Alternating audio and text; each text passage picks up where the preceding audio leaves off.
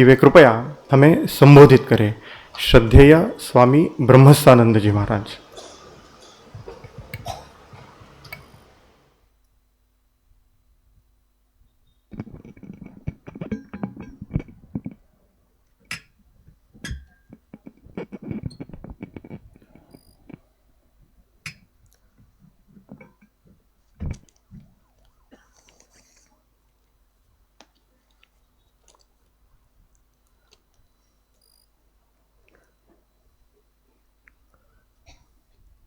उपस्थित भक्तगण,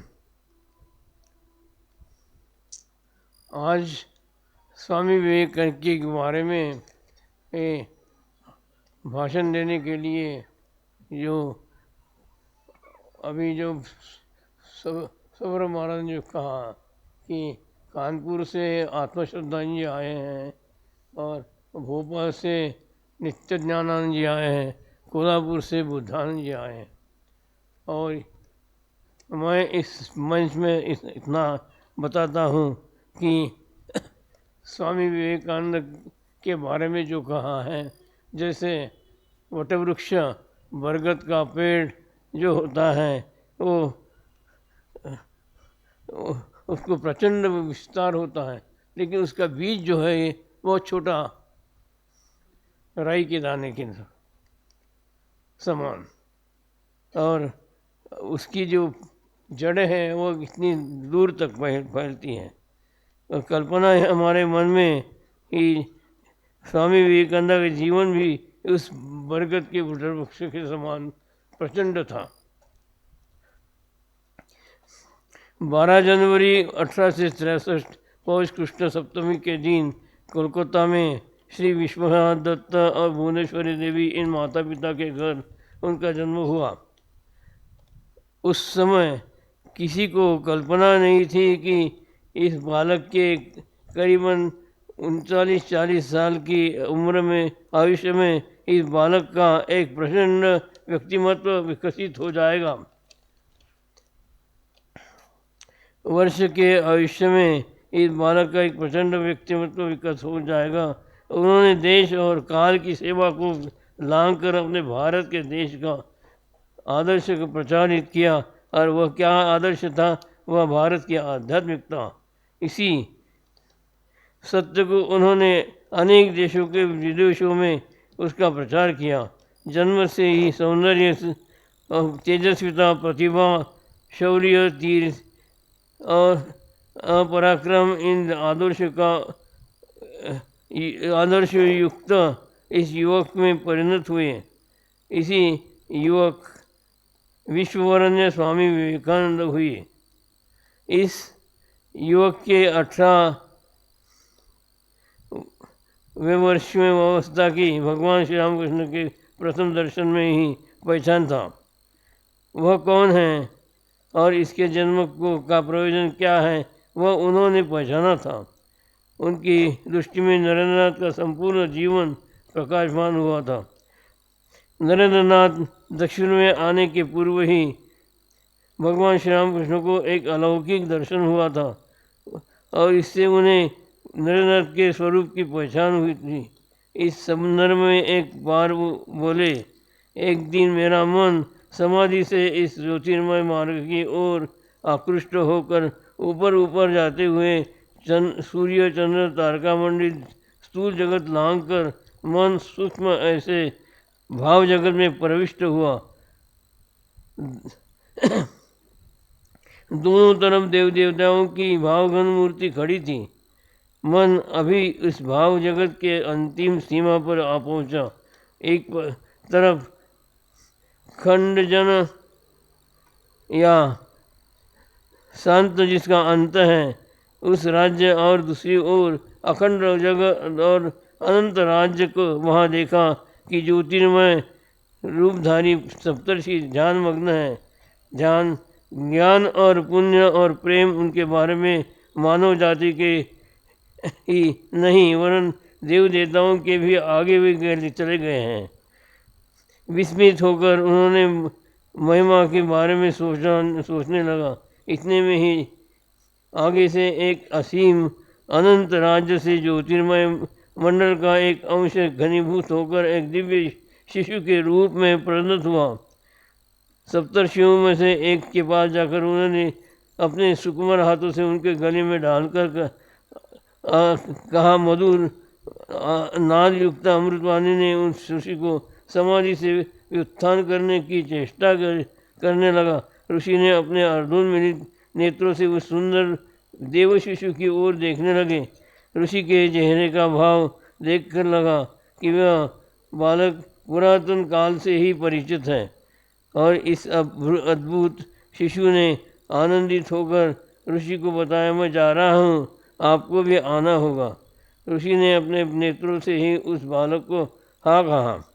बाद में मैंने आश्चर्य से देखा कि नरेंद्र वह ऋषि है। वह यह बताने की आवश्यकता नहीं कि ऋषि को अपने कोमल हाथों से जकड़ने वाले इस ऋषि स्वयं भगवान श्री रामकृष्ण देव स्वयं थे। उन्होंने ही उस ऋषि को अपना लीला सर्च करके इस भूतल पर लाने के लिए कहा था। वे ऋषि थे नरेंद्रनाथ दत्त। पिता का नाम विश्वनाथ और माता का नाम भुवनेश्वरी देवी था। और आप जानते हैं कि जब वे भारत भ्रमण करने लगे तो हर प्रांत में गए। कश्मीर से कन्याकुमारी और फिर बाद में वे हैदराबाद में गए। उनको हैदराबाद में भी उनका स्वागत हुआ, हर जगह स्वागत हुआ। और उसके बाद उन्होंने देखा कि एक सज्जन ने कहा कि आप इतने विद्वान हैं तो आप अभी शिकागो में जो परिषद होने वाली सर्वधर्म परिषद उसको जाइए। और फिर बाद में वे खेती गए। खेती में वहाँ के राजा ने उनको एक दिया और वो पैसा भी दिया।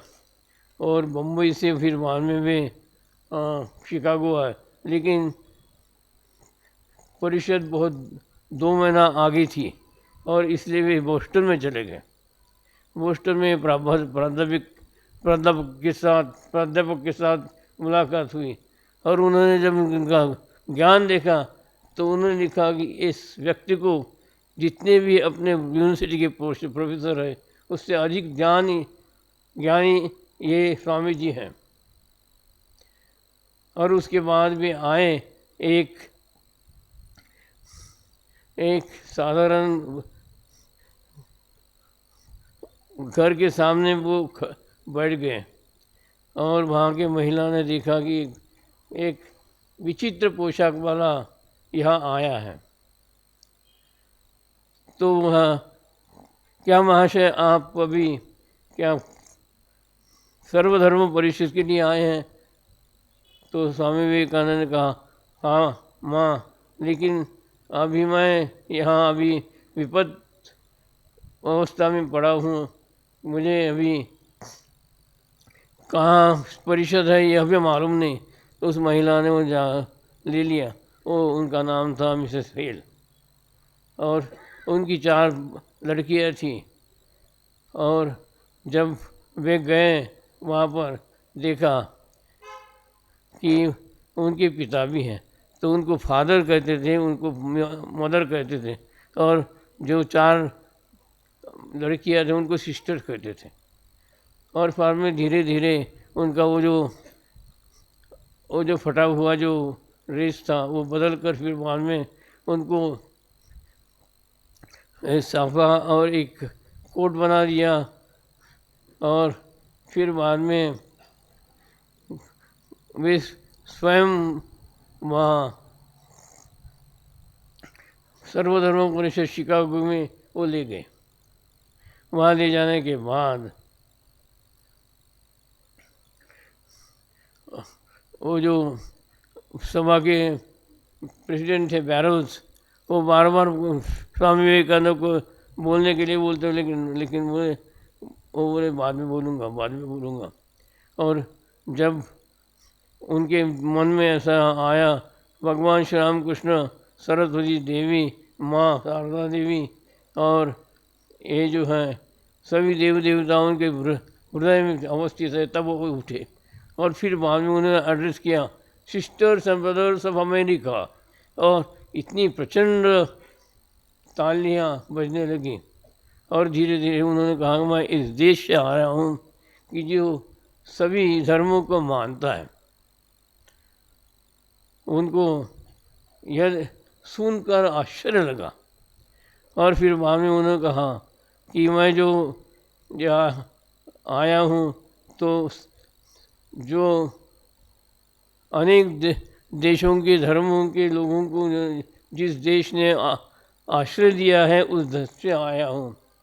और धीरे धीरे फिर बाद में उन्होंने ये इतने प्रसिद्ध हुए कि एक शिकागो के बहुत रईस लोग उनको ले गए घर में, लेकिन वे पलंग पर कभी सोते नहीं थे, नीचे आकर आंसू बहाते थे। हमारे भारत में इतना वैभव नहीं है। और धीरे धीरे फिर बाद में जब आए वापस 4 साल के बाद, तो उनका बहुत स्वागत किया गया। और कोलंबो से कन्याकुमारी तक, कोलकाता तक, वहाँ पर उन्होंने भाषण दिए। जो भी भाषण दिए है वो कोलंबो टू अल्मोड़ा इस पुस्तक में अंतर्निहित है। जीवन में क्या पाना चाहिए, इस बारे में वे कहते थे, जीवन में आध्यात्मिकता अर्जित करनी चाहिए। आध्यात्मिकता क्या है? जो हमारे प्रत्येक के जीवन में जो दिव्यत्व है उसका प्रकाश, उसका अनुभव करने की चेष्टा करनी चाहिए, उसका प्रयत्न करना चाहिए। और जीवन में जो भी हो, और फिर बाद में यहाँ कहकर मैं अपने भाषण को समाप्त करता हूँ। ओम शांति शांति शांति, हरि ओम तत्सत। Shri Ram कृष्णार्पणमस्तु।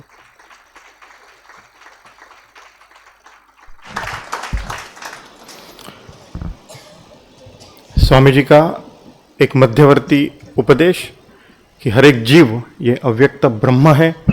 Each soul is potentially divine and the goal is to manifest it. ये महाराज जी ने अपने वक्तव्य में हमारे सामने रखा। इसके पश्चात मैं स्वामी बुद्धानंद जी महाराज से अनुरोध करता हूँ कि वे कृपया स्वामी जी के चरित्र और संदेश पर और प्रकाश डालें। महाराज जी अपना वक्तव्य मराठी में रखेंगे। श्रद्धेय स्वामी बुद्धानंद जी महाराज।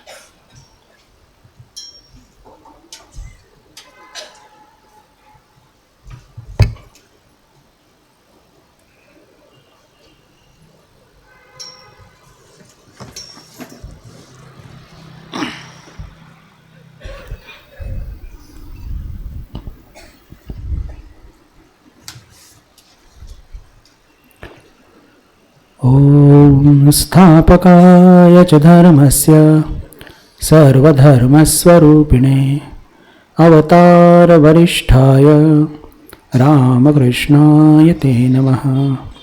जननीं शारदां देवीं रामकृष्णं जगद्गुरुं पादपद्मे तयो श्रित्वा प्रणमामि मुहुर्मुहुः। नमः श्रीयतिराजाय विवेकानन्दसूरये सच्चित्सुखस्वरूपाय स्वामिने तापहारिणे स्वामिने तापहारिणे। सर्वप्रथमच मी माझं वक्तव्य आपल्यापुढे मांडीन त्याच्या आधी मंचावर उपस्थित श्रद्धेय स्वामी ब्रह्मस्थानजी महाराज त्यांच्या चरणी प्रणाम निवेदित करतो। तसंच श्रद्धेय स्वामी नित्यज्ञानानंदजी महाराज, श्रद्धेय स्वामी आत्मश्रद्धानंदजी महाराज व इतर सर्व संन्यासी महाराजांच्या चरणी वंदन करतो। आपल्या सर्वांना सुद्धा सप्रेम सादर नमस्कार। म्हणता म्हणता 3 दिवस कुठे निघून गेले काही कळलंच नाही। आणि आज भगवान श्रीरामकृष्णांच्या जन्मजयंतीनिमित्त या 3 दिवसीय उत्सवाचा शेवटचा दिवस आणि त्यातून शेवटची सभा. आजचा हा दिवस समर्पित आहे स्वामी विवेकानंदांना. आणि आजचा या दिवसाकरता मी जो विषय निवडला आहे, स्वामी विवेकानंदांच्या शिकवणीचा किंवा त्यांच्या संदेशाचा काय रेलेव्हन्स आहे, काय इम्पॉर्टन्स आहे, काय महत्त्व आहे, विशेष करून आजच्या या काळामध्ये त्याचं काय महत्त्व आहे, त्यांच्या विचारांची प्रासंगिकता काय आहे. आणि प्रासंगिकता हा शब्द याचं थोडं विवेचन करूया की पहा, आध्यात्मिक विचारांची कधी प्रासंगिकता कधी पण संपत नसते. जोपर्यंत मानव जाती जिवंत आहे तोपर्यंत त्याला दिशा निर्देशाची आवश्यकता आहे. आणि असं कधी होऊ शकत नाही मग ते विचार कोणत्याही भाषेत का नसो, कोणत्याही संतांनी का नाही सांगितले असो. प्रासंगिकता नेहमी वस्तूची असते. उदाहरणार्थ, मुघल काळामध्ये जे नाणे चालायचे ते इंग्रजीच्या राज्यात नाही चालले. इंग्रज लोकांनी जे नाणे आणले ते आज चालत नाही. म्हणण्याचा अर्थ काय, प्रासंगिकता वस्तूची असते, विचारांची पण असते. पण कसं की जर आपण समाज विज्ञान याचं अध्ययन केलं तर कदाचित 50 वर्ष आधी जे काही सिद्धांत होते समाज विज्ञानांचे ते सिद्धांत आज लागू पडणार नाही. समाज बदललेला आहे. हीच कंडिशन इकॉनॉमिक्सची पण आहे. विज्ञानाची ते काय तरा म्हणायची, विशेष करून जर IT टेक्नॉलॉजीची जर गोष्ट केली तर सकाळी एक टेक्नॉलॉजी येते, संध्याकाळी जुनी होऊन जाते. हा आपण सगळं गोष्ट आपल्या डोळ्यांनी बघत आहोत. म्हणजे या जगामध्ये सगळ्या गोष्टी फ्लिटिंग आहे, सतत बदलणाऱ्या आहेत. त्यांच्या प्रासंगिकता त्या काळापुरता अवश्य असतात, पण काळ लोटला की त्या गोष्टी कालबाह्य होत असतात. पण अध्यात्माचे विचार, विशेष करून जे विचार आपल्या संतांनी, महापुरुषांनी आपलं जीवन घडवण्याकरता मांडलेले आहेत, ते कधीही काल्यबाह्य झालेले नाहीत आणि काल्यबाह्य होणार पण नाही. मग कदाचित त्या फक्त भाषा बदलतात. उपनिषद काळामध्ये हेच सगळे तत्व संस्कृतमध्ये मांडल्या गेलेत आणि वर्तमान काळामध्ये स्वामीजींनी हेच तत्व कदाचित इंग्लिशमध्ये किंवा बांगलामध्ये मांडलेत. आणि आपण बघतो की अनेक महापुरुष जे ज्या राज्यात, प्रदेशात त्यांचा जन्म होतो त्या लोकल भाषेमध्ये सुद्धा संत महापुरुषांनी ते सगळे तत्व मांडलेले आहेत. म्हणूनच प्रासंगिकता कधी पण संपत नसते आध्यात्मिक विचारांची. पण एक विशेष गोष्ट जर एकदम आपण स्पेसिफिकली चर्चा करू तर वर्तमान परिस्थिती काय आहे आणि ही इतकी भयावह आहे. आणि या परिस्थितीतून आपण जर स्वामीजींच्या विचारांचं जर आपल्या आचरणात आणले तर ही विसंगती जी आपण समाजामध्ये बघत आहोत ही दूर होईल का, हा प्रश्न आपल्या मनामध्ये येतो. आणि याचाच थोडा उहापोह आपण आज करणार आहोत. वर्तमान परिस्थिती काय आहे जर त्याची चर्चा आपण जर करायची तर संपूर्ण जग, संपूर्ण विश्व, त्यात भारत सुद्धा आला, जडवाद, भोगवाद, चंगळवामध्ये तुडुंब डुबलेला आहे.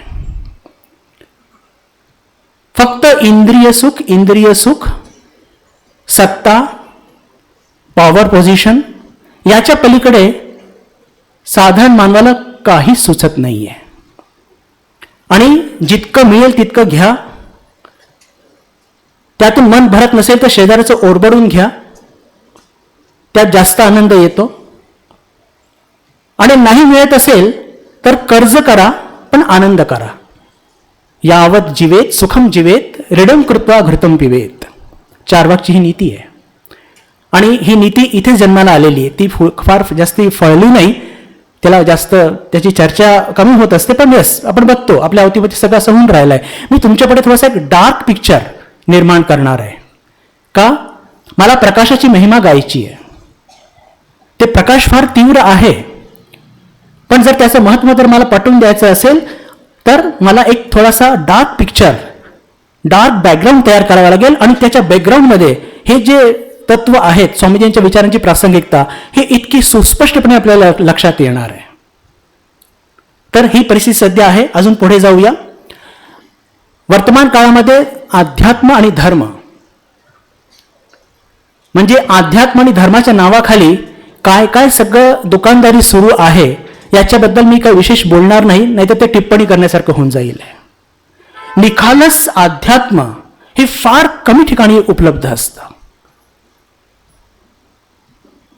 पण त्या नावाखाली बऱ्याच असं काही थोतांड इतकं सुरू असतं आणि सामान्य लोक त्याच्या मागे खूप धावत असतात. कारण की खरं अध्यात्म नकोय, पण काहीतरी आपल्या समस्याचं निदान पाहिजे, लौकिक समस्याचं निदान पाहिजे, धर्म नकोय, अशी काहीतरी एक विचित्र स्थिती होऊन बसलेली आहे. आणि म्हणूनच अध्यात्म खरं काय आहे हे लोकांना सध्या म्हणजे समजणं फार अवघड झालेलं आहे. त्यातून मग पश्चिमच्या संस्कृतीच्या प्रभावामुळे एक तत्व अजून खूप जोराने थैमान घालत आहे, आणि ते म्हणजे युटिलिटेरियन अप्रोच, उपयोगिताचा सिद्धांत.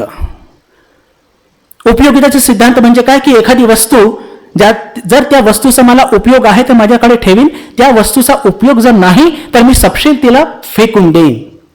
जोपर्यंत हे युटिलिटेरियन अप्रोच वस्तूपर्यंत सीमित होतं तोपर्यंत ठीक आहे, पण जेव्हा हे घरामध्ये शिरलंय याच्यासारखी दुर्दैवी परिस्थिती दुसरी नाही. आई वडील माझ्या कामाचे आहेत त्यांना घरात ठेवीन, त्यांचा उपयोग संपला, वृद्धाश्रम. ही संस्कृती आपली नाही आहे, ही संस्कृती आपली नाही आहे. अरे आपली संस्कृती तर आहे वसुदैव कुटुंबकम, सगळं जग माझं आहे. अरे सगळं जग माझं आहे तर माझे आईवडील सुद्धा माझे आहे. पण पश्चिमच्या संस्कृतीच्या प्रभावामुळे झालं असं आहे की ज्या वस्तूची, ज्या माणसाची जर माझ्या जीवनात काही उपयोगिता नाही त्याला फेकून द्या. मग तो मित्र असो, भाऊ असो, बहीण असो, कोणी पण असो. लोक ओळख दाखवायला तयार नसतात काम निघून गेल्यानंतर. इतकी दुर्दैवी परिस्थिती निर्माण झालेली आहे. त्यानंतर यशाचे मापदंड म्हणजे पैसा. समाजामध्ये तुमच्याकडे किती पैसा आहे, आणि तो पैसा पण कसा आहे की तुम्ही किती कमी वेळामध्ये किती जास्त पैसा कमवता. मग तुम्ही तुमच्या आत्म्याला विकलं तरी चालेल, काही हरकत नाही. स्वतःच्या आत्म्याला विकलं तरी चालेल, पण किती कमी वेळामध्ये किती जास्त पैसा कमवता, किती कमी वेळामध्ये मेहनत न करता किती जास्त मार्क्स तुम्ही आणता, या हे सगळे यशाचे मापदंड झालेले आहेत. म्हणजे मॅनिप्युलेशन करा. अजून एक शब्द निघालेला, मॅनेज करणं. अरे मॅनेज करो यार, मॅनेज करके हो जाएगा. पहा, मी एक डार्क पिक्चर मुद्दाम तयार करतोय की त्यातून लक्षात येतं ब्रँड व्हॅल्यूज. ब्रँड व्हॅल्यू काय मार्केटमध्ये, त्याला फार जास्त महत्व आहे. एक फार चांगले ऑस्कर वाइल्ड म्हणून एक फार चांगले आयर्लंडचे एक कवी होऊन गेले, ते खूप सुंदर म्हणतात, the cynic knows price of everything and value of nothing. आपण सर्वजणांना प्राइस काय ते माहिती आहे का, आपल्याला वाटतं सगळ्या गोष्टी विकत घेऊ शकतो, पण व्हॅल्यूज आपल्याला हे कशाचीच माहीत नाही. आणि अशा या डार्क पिक्चरमध्ये आणि फॅमिलीची जर कंडिशन बघितली, राष्ट्रामध्ये सगळ्यात महत्वाचा म्हणजे समाज असतो. समाजामध्ये एक घटक असतो आणि तो म्हणजे काय असतो की परिवार. आणि सगळ्यात मोठी जर एक ॲसेट्स असतात तर human assets is the highest. पण परिवारामध्ये आपण बघतोय की विभक्त कुटुंब पद्धती, आणि त्यातून एकमेकांवरती विश्वास नाही. बरोबर राहायचंय म्हणून राहत आहोत. आता या सगळ्या विसंगती आपल्या भारतामध्ये निर्माण का झाली? ही सगळी विसंगती कधी जवळपास गेल्या 1000 वर्षाच्या आधी या सगळ्या विसंगती भारतामध्ये नव्हत्या, पण या का निर्माण का झाल्या याचं थोडं चिंतन करूया. आणि मग स्वामीजींचं फक्त एक शिकवण घेऊन आपण हे चिंतन करूया की कसं आपल्या जीवनामध्ये स्वामीजींचे सिद्धांत, त्यांनी सांगितलेले जे अध्यात्माचे सिद्धांत आचरणात आणले तर कसं आपलं जीवन हे बिलकुल बदलू शकतं.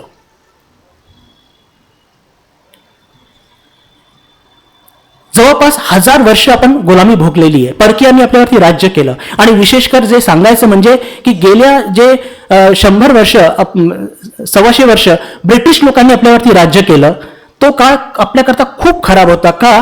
कारण की ब्रिटिश लोकांचं सगळं ते वैभव, त्यांचे मिलिटरी पॉवर, त्यांचे ते सगळं यश, हे हे सगळं बघून आपल्याला वाटलं की यांचं सगळंच चांगलं आहे, यांचं धर्म पण चांगला, यांची संस्कृती पण चांगली. का? अरे जर यांचा धर्म आणि संस्कृती चांगली नसती तर यांनी काही जगावरती राज्य केलं असतं का? अशी चूक समजूत घेऊन आणि त्यांच्या सगळ्या जे काही आचार विचार हे सगळे आपण घेऊ लागलो. कोणत्याही प्रकारचा विवेकाचा आपल्या जीवनात उपयोग न करता त्यांचे जे काही आहे ते सगळं चांगलं आणि डोळे बंद करून कान बंद करून ते जे सांगतात तसं आपल्या जीवनात आचरणात आपण आणू लागलो. पण इथे स्वामी विवेकानंद म्हणतात आपल्या भारतीय व्याख्यानामध्ये की प्रत्येक राष्ट्राचा एक कणा असतो आणि त्या कणावरती त्या पूर्ण राष्ट्राची जीवन, राष्ट्रीय जीवन हे फिरत असतं आणि त्या कणापासून जर ते राष्ट्र दूर गेलं तर त्या राष्ट्राचा मृत्यू हा अवश्यंभावी आहे. असं सांगताना ते म्हणतात की इंग्लंडचं काय आहे कणा? सेंटर पिव्होट, तो आहे पॉलिटिकल पॉवर. जर इंग्लंडमध्ये काही बदल आणायचा असेल तर पॉलिटिकल सिस्टमच्या माध्यमातून त्यात बदल आणला तर कदाचित इंग्लंडचे लोक त्या बदलाला खूप लवकर घेतील. अमेरिकेचं काय आहे कणा? तर सोशल जस्टिस और सोशल इक्वेलिटी. जर तिथे काहीतरी बदल आणायचा असेल संपूर्ण अमेरिकेमध्ये तर स्वामीजी म्हणतात की समाज माध्यमातून जर त्या चेंज जे काही बदल आणायचे ते जर पर्क्युलेट केले तर अमेरिका त्याला फार लवकर घेईल आणि ते चेंजेस लवकर ऍक्सेप्ट होतील. असं सांगून मग ते म्हणतात भारताचा कणा काय आहे?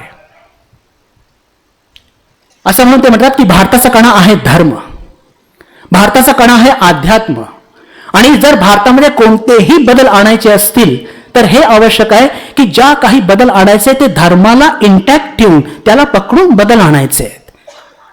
आणि स्पष्टपणे स्वामीजी वॉर्निंग देतात आणि म्हणतात की जर भारताने धर्म सोडला तर पुढच्या 3 पिढीमध्ये तुम्ही नामशेष व्हाल, अशी वॉर्निंग देतात. पण त्याच्या पुढे हेही सांगतात की भारताने कधीही धर्म सोडलेला नाहीये आणि भारत कधीही धर्म सोडणार नाही आणि म्हणूनच आज जवळपास 5000 वर्ष झाले आपली सभ्यता तेव्हा सुद्धा जिवंत होती आणि आज सुद्धा जिवंत आहे. आणि असं कौतुक करून स्वामीजी म्हणतात एका ठिकाणी, अरे कुठे आहे ते रोमन्स, कुठे आहे ते ग्रीस की ज्यांच्या बुटाच्या टापाने संपूर्ण पृथ्वी कापायची? अरे तो सिंहासन कुठे की ज्याच्यावर जुलियस सीझर राज्य करायचा? त्या सिंहासनावरती आज कोळी जाळे विणत आहे. तेव्हा सुद्धा भारत जिवंत होता. हे ग्रीक्स आले, त्यांची सभ्यता चमकली आणि ती नामशेष झाली, पण भारत आज सुद्धा जिवंत आहे. कुठे ते रोमन्स? त्यांनी सुद्धा अत्याचार केले संपूर्ण पृथ्वीतलावरती, पण ते काळाच्या ओघामध्ये नामशेष झाले. पण भारत तेव्हा सुद्धा जिवंत होता आणि भारत आज सुद्धा जिवंत आहे. त्याचं कारण काय? कारण की आपला जो कणा आहे धर्म तो आपण सोडलेला नाहीये. जरी त्या धर्माला विटंबना आलेली आहे, आपणच आणलेली आहे, पश्चिमच्या संस्कृतीचा आपण स्वीकार केलेला आहे आणि कोणताही विवेक विचार न करता, पण पूर्णतया आपण धर्म सोडलेला नाहीये आणि म्हणून सुद्धा आज आपण जिवंत आहोत. आणि जिवंतच नाही तर आपण पुढे पुढे अजून प्रगती करत आहोत. आवश्यकता कसली आहे? आता इथे स्वामीजींच्या त्या एका वाक्याचं मी इथे मांडू इच्छितो आणि ते म्हणजे की स्वामीजी आपल्या एका पत्रामध्ये 16 जून 1897 रोजी लिहितात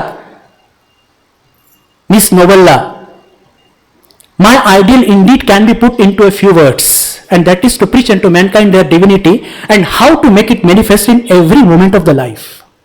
माझ्या जीवनाचं आदर्श उद्दिष्ट काही थोडक्यात शब्दात मांडले जाऊ शकतं आणि ते याप्रमाणे की मनुष्याच्या ठायी विद्यमान असलेली दिव्यता या संदर्भात त्याला शिकवणे आणि जीवनाच्या प्रत्येक हालचालीमध्ये ही दिव्यता कशी प्रगट होईल या संदर्भात त्याला उपदेश करणे, हा माझ्या जीवनाचा उद्दिष्ट आहे. तर जर या शिकवणीला आपण फक्त या शिकवणीला समोर ठेवलं बंधू भगिनींनो, तर मला असं वाटतं की आपण आपल्या विद्यार्थ्यांना जे काही शिकवतो, फिजिक्स, केमिस्ट्री, मॅथमॅटिक्स, इकॉनॉमिक्स, एग्रॉनॉमिक्स जे काही शिकवतो त्याच्याबरोबर प्रत्येकाला हे अध्यात्माचे धडे शिकवले पाहिजे. त्याला शिकवलं पाहिजे की तू शरीर नाही, तू आत्मा आहे, तू लिमिटलेस आहे, तुला मृत्यू नाही.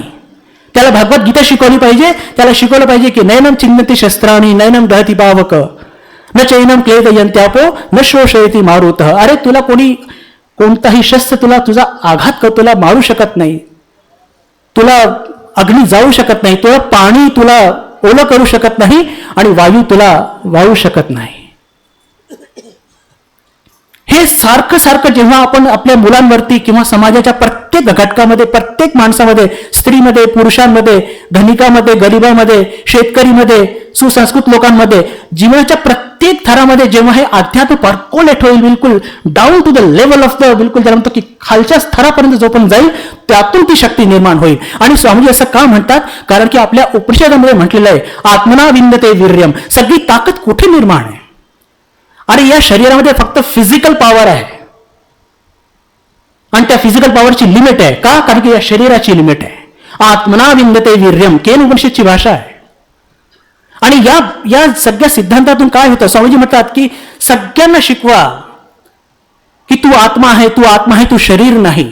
त्यातून ती शक्ती जागृत होईल. आणि जेव्हा ती शक्ती जागृत होईल तेव्हा काय होईल की स्वामीजी म्हणतात की आपण आत्मरूप आहोत असा विचार एका कोळ्याने केला तर तो अधिक चांगला कोळी होईल.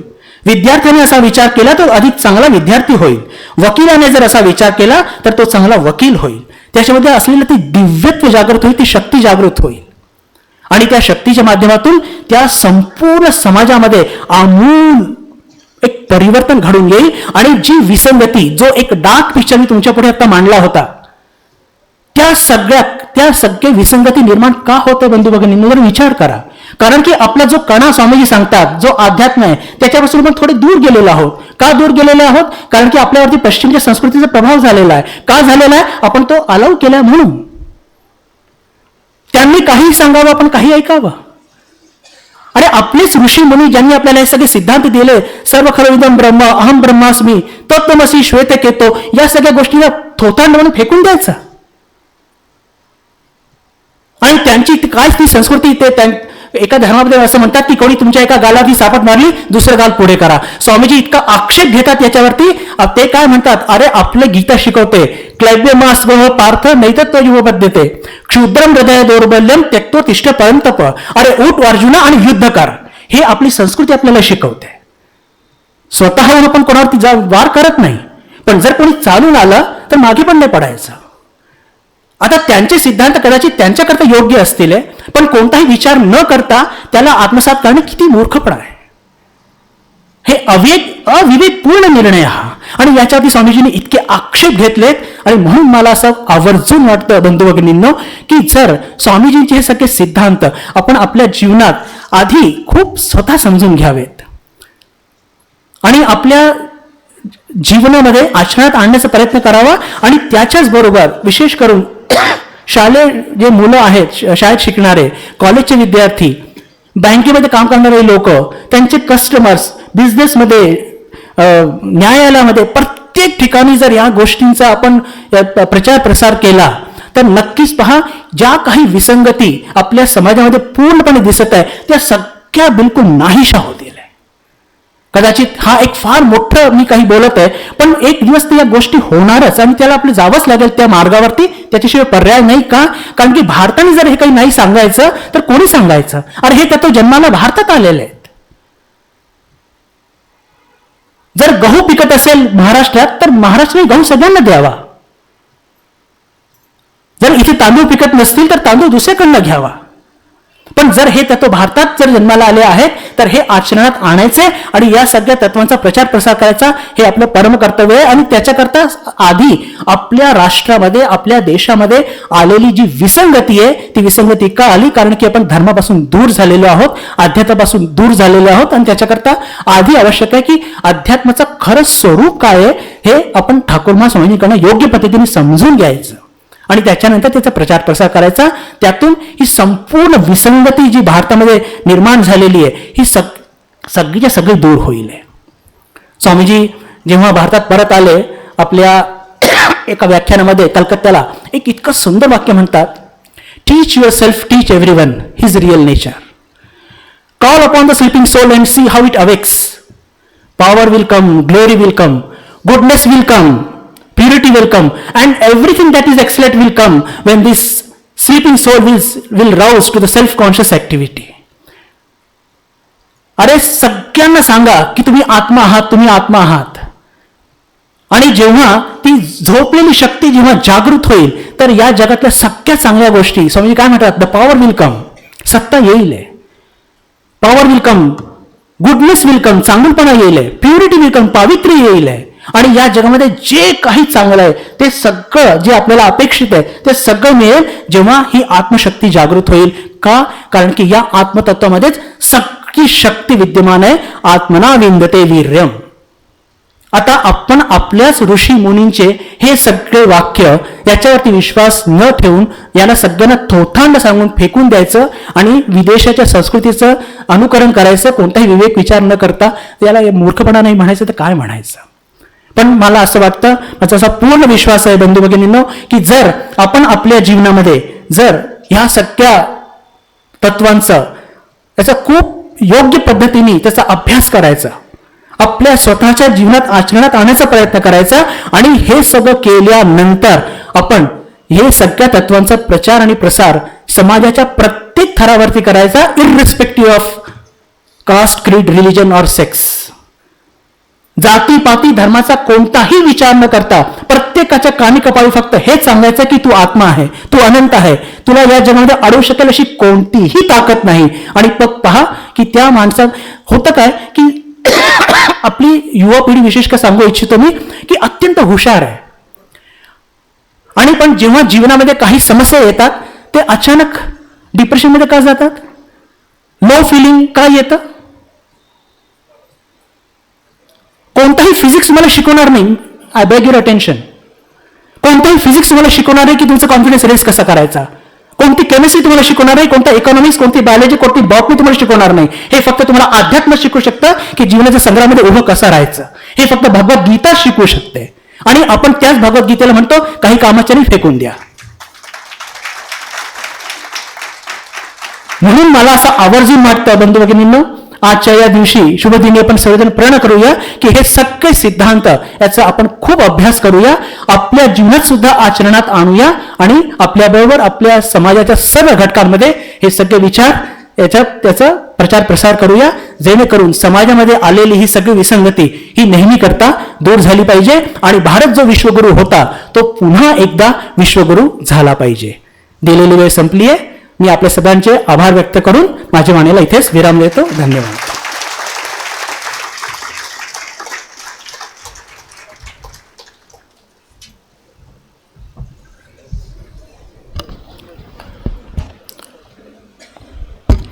अनेक परखड आणि थेट विचार स्वामी बुद्धानंद महाराजांनी आपल्यासमोर ठेवलेत.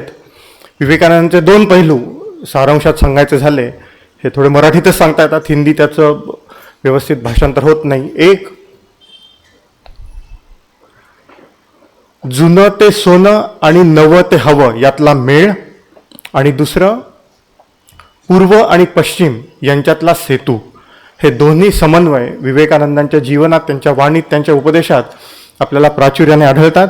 आपण त्याचं श्रवण, मनन आणि प्रत्यक्ष जीवनात आचरण हे करून अधिक उन्नत होऊयात. इसके बाद हमारे सन्मुख आ रहे हैं श्रद्धेय स्वामी आत्मश्रद्धानंद जी महाराज. मैं महाराज जी से अनुरोध करता हूँ कि वे कृपया हमें संबोधित करें. श्रद्धेय स्वामी आत्मश्रद्धानंद जी महाराज.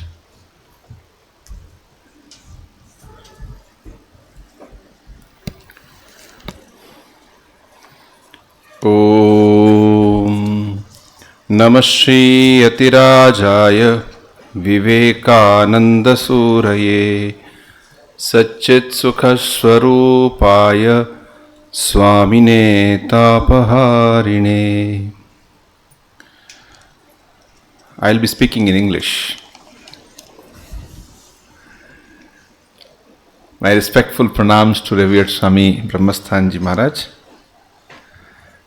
Pranams to Swami Nityajnananda ji and loving best wishes to other brother monks and all the devotees and the listeners, the invited guests who have gathered here. We have just heard an inspiring talk dwelling upon Swami Vivekananda's inspiring message of self-confidence based on that we are divine, we are the Atman, we are not just this material world. So I'm sure this would have given a new light to those who have not seen Swamiji from this angle. Swami Vivekananda is like a vast ocean. There are so many gems in that. And you can go on speaking about him as once Netaji Subhash Chandra Bose said, I can go on talking for hours about him and yet I can't do justice to his greatness. We shall now look upon Swamiji from another angle. You have heard it from one angle, from another angle. And that is Swami Vivekananda as a teacher of meditation, as a teacher of spiritual realization. There are many people who think that Swami Vivekananda was a social reformer or who worked hard for bringing national regeneration. It is true, he was. But he was not just restricted to that. It was these two aspects which are very well known.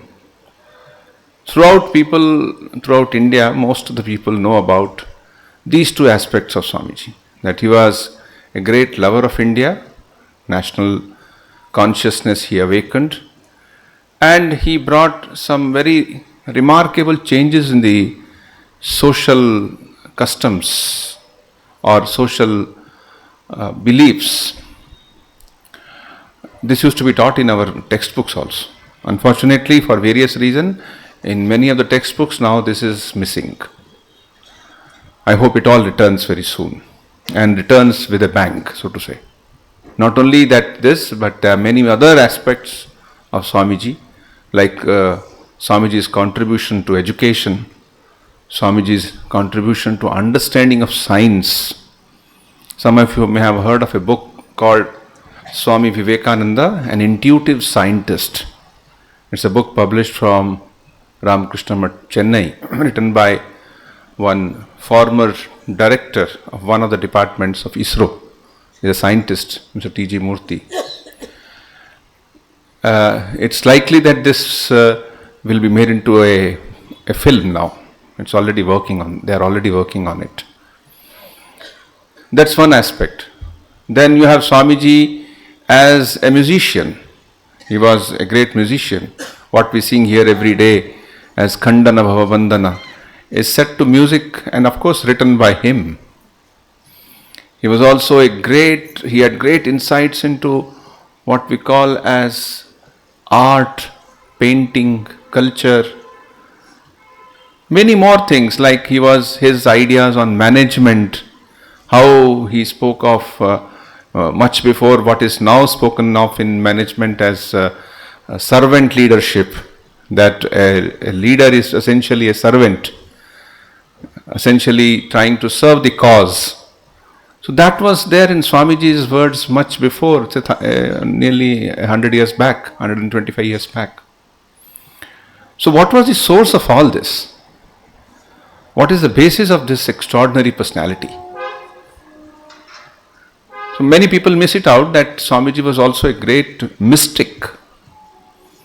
There was also a great spiritual giant. So we should not just leave it at that he was a social reformer. No, he was also a great spiritual giant. Now we have heard about spiritual life and spirituality this morning, and other days we have been discussing about how, as Reverend Brahmasthananda Maharaj referred to, what is spirituality? It is a manifestation of the divinity present in us. It's a manifestation in various ways, and we reach it either through karma yoga, the practice of karma yoga, or by bhakti yoga or raja yoga or jnana yoga, one of them or all of these, and manifest that divinity in us.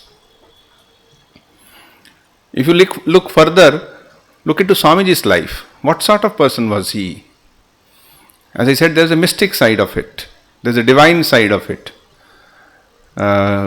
Shri Ramakrishna's divine vision of how he came from the Saptarishi Mandal, Reverend Maharaj referred to. You may also know that it is believed that he was born through the blessings of Lord Shiva. His mother wanted, Bhuvaneshwari Devi wanted a son. She already had 2 daughters. So it is said that she prayed to Lord Shiva. In Kashi, near the Sindhya Ghat, just beyond the steps if you go a little up, there is an ancient temple mentioned in the Skanda Purana. It is known as Atmavireshwara Shiva Mandir. Generally people call it as Vireshwara Shiva, but its full name is Atmavireshwara Shiva Mandir. And it is believed, it is given in the Skanda Purana that those couple who want to have a child, they go and pray there. So in the Sanatana Dharma there is a place for everything. So people want to fulfill their desires. God comes in the form of various deities, and by worship of those deities in that particular form, the desires are fulfilled. So Atmavireshwara Shiva, she made arrangement that one of her relative, she will make puja there every Monday, and here in Calcutta, Bhuvaneshwari they will keep a fast and do special worship of Shiva. And it went on for a year before Swamiji was born. So that speaks of the divine connection. And Swamiji mentioned this in his famous lecture on women of India. He says that's the Indian culture, that children are born in our country through the prayers and vigils and sincere devotion of the parents, which means a spiritual side of all the aspects of life are covered there. So you have, it is said that it is mentioned in his Swamiji's biography of Eastern and Western disciples that some light as if travelled from Kashi to Kolkata, and Shri Ramakrishna is supposed to have observed it, and he said, "Now my man has come," which means now some event is happening somewhere. He knew about it. It's not just that. When Swamiji was a little boy, he would see a light between his eyebrows. He would feel like every boy will have it, every person before going to bed will have it. He will see a light between his eyebrows, which will, like a circle, it will go on expanding, and it will expand on his whole body or whole being, and then he will fall asleep. He will as if get merged in that light. He never thought it was something exceptional. He thought everyone will have that. That is the way of sleeping. When he met Shri Ramakrishna asked him. Of course, that conversation is over by that. Afterwards, he asked him that, "My son, do you see any light between your eyebrows?" He said, "Yes." Then Shri Ramakrishna was satisfied, because according to what Shri Ramakrishna said later, it is a sign of a person who is a dhyana siddha.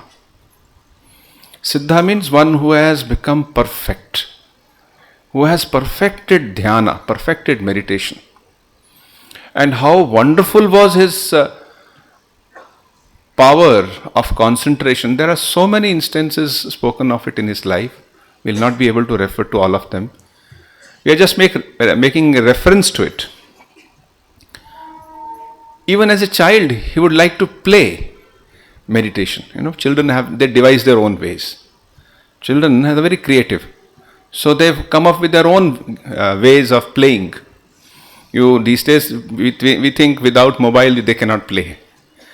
Without mobile also they can be very happy. I happened to see a picture of village children who have been observing things. So they see everybody is taking a selfie. These poor children didn't have any cell phone.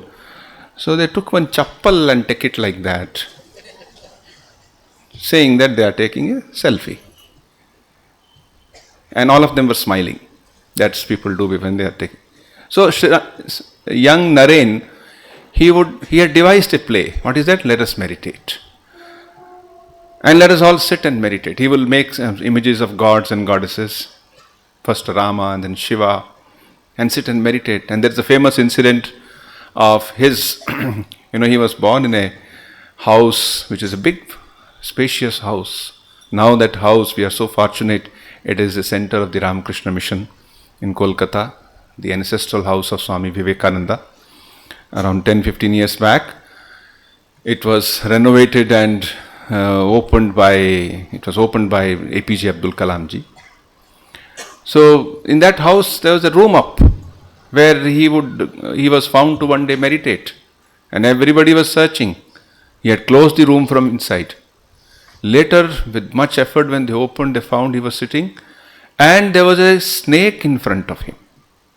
From where the snake had slithered in, we don't know, but slowly the snake went away, and he was not aware of it. Such deep was his concentration, even as a child. So when he speaks of concentration, when he speaks of how to concentrate and meditate, it is a very authentic word which is coming up. It is not somebody has picked up from books or googled it and made some article on it. It is a great yogi who is speaking about what is meditation. In fact, those of you who have read Swami Vivekananda's Raja Yoga lectures and later his translation of the Patanjali Yoga Sutras, there is a story behind that how he translated them. Actually, that was one of the first translations. Now many translations are there. But when Swamiji went to the West, that was perhaps the first translation into English. And in the life of Swami Vivekananda, it is mentioned that there was this young steno who would actually play the role of scribing what Swamiji is saying. So she recalls how Swamiji translated those verses. He will read the Sanskrit verse, mantra, the sutra, and then as if he is into a deep meditation. And she has to keep, in those days fountain pens had not come. So she has to keep her pen dipped in the ink. That's how they used to write in those days. And she would be ever ready when Swamiji utters something. Sometimes he will start saying a few things and suddenly become quiet. Again, she has to be ready when Swamiji says something and she will start writing. That is how that translation was given to us. Which means it's a deep meditative state into which he rose and he translated those verses. When he was with his master, which means with Shri Ramakrishna, we know the instance of how he would beg Shri Ramakrishna to give him what is known as samadhi. We do not know everything between what happened between Shri Ramakrishna and Swami Vivekananda. We know quite a bit which has been documented, but there are now and then some glimpses that he had initiated, Shri Ramakrishna had initiated him, and he would meditate. Already he was an expert in meditation. He could go very deep into meditation. Yet perhaps he was searching for that highest experience. And one day when he sits for meditation in the evening, he tells the monk sitting next to him, of course that time he was a student, not a ordained monk, says, "Oh, where is my hand? Where is my body?" And he is in meditation, deep meditation. Then when he rushes to Shri Ramakrishna and tells him, "See, this is what Naren is saying." Oh, finally he got it. Let him have it. He pestered me for it for a very long time. And then that was the experience of, we do not know as Savikalpa or Nirvikalpa. It was a very great samadhi. Mostly it was a Nirvikalpa samadhi. And then finally he comes down, and then Swamiji wants to be in that state. Now this was a very great sacrifice. One of our very senior monks used to say, "You do not know the kind of sacrifice which people of Swamiji's level have made. We think sacrifice means I sacrifice some time, I sacrifice some money, I sacrifice a few things, all material sacrifices. But here was a very different type of sacrifice. And that sacrifice was that he wants to be immersed in the thought of God, in Nirvikalpa Samadhi. But for the sake of doing good to others, he keeps that experience aside. What a sacrifice it is. What is a new way of looking at sacrifice? When he says, I want to be immersed in the Samadhi all the time, now and then I will come down, have something just to sustain the body, and then again enter into Samadhi. And Shri Ramakrishna chides him. He says, what? I thought you were like a huge banyan tree under whose shade many people will take shelter. But you are speaking only of yourself. No, you will have to do good to the world. And this experience, and later on another experience, was with him throughout his life. Then he says, first you do mother's work. Now I have locked it, the key is with me. In today's word, the password is with me. I will reveal the OTP later. Now the OTP is with me. So, again, when that Shri Ramakrishna transfers his spiritual power into him, one day he makes him sit down and say, and Swamiji has actually mentioned it in his own words. He says, there was some power which was being transferred into me. He kept on looking at me, and then both of them into deep trance. And then finally when Shri Ramakrishna and Swamiji, when they opened eyes, Swamiji saw that Shri Ramakrishna was shedding tears and saying, I have given all that I had to you. Now this was a power. You will have to do a great work for the mother.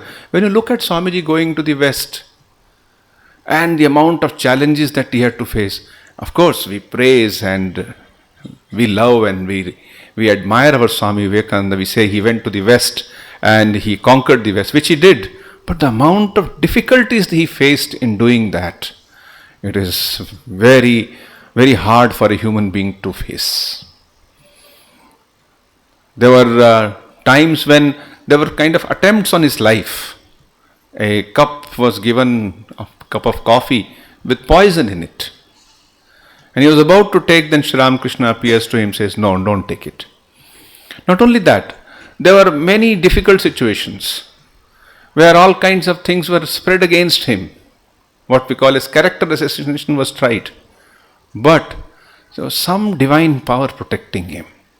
There was some divine work for which he had come. But for him, we as Indians, we as a nation, might not have got introduced to the rest of the world the way we are introduced now.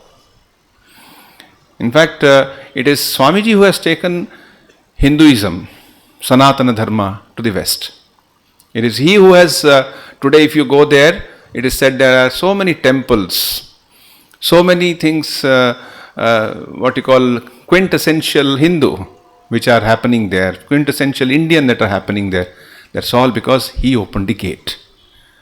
There is a book on that. It is called The American Veda by Philip Goldman. That is how Swami Vivekananda entered, and then later other leaders, other teachers have come. So this was the work Swamiji had to do, mother's work. He said, this is mother's work I had to do. And ever he was wanting to meditate, there was something which will pull him. Like he went to Almora. And in Almora there are two caves. And Kasar Devi and another one Devi Mandir is there. And that near that cave is there. It is written also there now. Of course, fortunately they have put a small notice there that Swami Vivekananda meditated here. So he would meditate, but something will pull him there from there. He himself says that. What was that something? It was this divine work that was pending. Even in Mount Abu, there is one cave near the Frog Hill or Toad Hill. There again it is written that Swami Vivekananda meditated here. So different caves, jungles, different places of pilgrimage, he wanted to be immersed in meditation. Because it was his mind, natural state of his mind. But something will pull him down. If you further go and think of his going to the Kanyakumari rock and his 3-day meditation there, deep contemplation on India as a whole, India's past, present, future, and India's what should be the way through which we should go. Because he had seen India very closely. Those 3 days of intense meditation, that is why the solution that he gave for uplifting the Indian nation, it came from that meditation. And that meditation again had the basis of his going around and learning so much about India. And you will find that he has given certain things which even after this 125 years are like shining true. They are so wonderfully true even today. Because it was not an ordinary meditation. I think it was Swami Ashokananda used to say, some people think just they have read a little bit of Vivekananda, so they have understood him. He said, look, Swamiji was not something which you can grasp by a little titillation of your brain cells. A little titillation of your brain cells, which means just an intellectual understanding will not help. Though it is wonderful, you are making a step forward. So he would meditate. And it was through this meditation that he carried his life. When he was in the West, the reminiscences of direct disciples and those who were his disciples, they say that when he was in the West, he will be walking and he will be often repeating the name of Lord. He might say, Shiva, Shiva, Shiva. And sometimes it will be so loud, people will turn back and see what's happening. Like in India, we say Ram, Ram, Jai Ram, Shiv, Shiv, Durga, Durga. So any of these sacred names are on our lips. So it was like he was in that state. And when he was in Thousand Island Park, he was there for about 2 months. It's an island near New York in the river Lawrence. So he spent nearly 2 months there with a couple of devotees, and he was in very high state of mind, and he will sometimes speak, otherwise he'll be resting in his room. And when he will speak, he will be speaking something, it's not well prepared, it's not a speech. It's not having any notes. So afterwards, one of the disciples had noted it down, and it's called as inspired talks. It is not prepared, it is inspired. During his stay there, one day he went to a tree, an oak tree. He would sometimes go there and he would meditate under that. One day he went and meditated. He actually entered into what we call as Nirvikalpa Samadhi. There were some Western disciples, they had not seen such a thing. They said, yes, he is meditating. And then they found that he is not breathing. They got frightened. So some of them rushed back to call others. Perhaps Swami Vivekananda has left us. But when they all gathered around him, and after some time, maybe because of the commotion, he slowly came down. And when he opened his eyes, he saw them standing around. He said, oh, I am so sorry. I made you all feel so bad. But don't worry, I will not leave my body in your country. He knew about it. He had that Ichha Mrityu. That is why later on when he went to Amarnath, and Amarnath cave he had darshan. When he came back, he was in Belumat, he was conversing with a disciple, and he says, ever since I have come back from Amarnath, it is as if Lord Shiva is sitting in my head. It is said that he had some experience there where he was given Ichha Mrityu by the Lord. And that is how on 4th of July, when he was to leave his body, that as we know now, he actually was well prepared for it. It was not that suddenly he passed away. No, he knew about it. And he had seen the Panjika a few days before, as if consulting which day is holy for me to drop this body. And at that time he had sent away Swami Brahmananda ji to Kolkata for some work because he didn't want him to be there close by. He might feel bad, hurt.